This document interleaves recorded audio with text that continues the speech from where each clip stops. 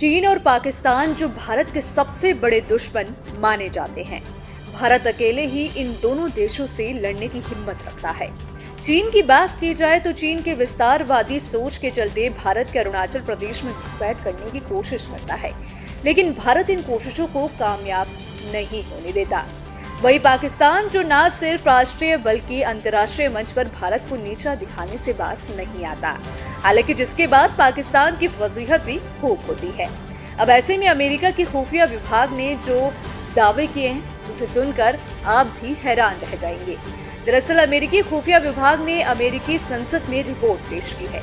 इस रिपोर्ट में भारत के चीन और पाकिस्तान के साथ संबंधों का जिक्र है। रिपोर्ट में कहा गया है कि मोदी सरकार में पाकिस्तानी उकसावे का सैन्य ताकत के साथ जवाब देने की संभावना पहले से ज्यादा है।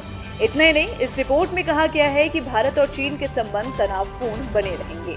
अमेरिकी खुफिया विभाग की रिपोर्ट में कहा गया है कि दो परमाणु संपन्न देश भारत और पाकिस्तान के बीच बढ़ता तनाव चिंता का विषय है।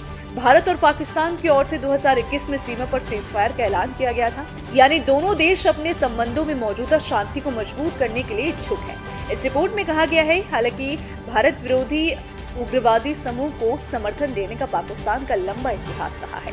प्रधानमंत्री नरेंद्र मोदी के नेतृत्व में पाकिस्तानी उकसावे का सैन्य बल के साथ जवाब देने की संभावना पहले से ज्यादा है। दोनों पक्षों के बीच बढ़ते तनाव और कश्मीर में अशांति या भारत में एक और आतंकवादी हमला होने की सूरत में लड़ाई की ज्यादातर संभावना है।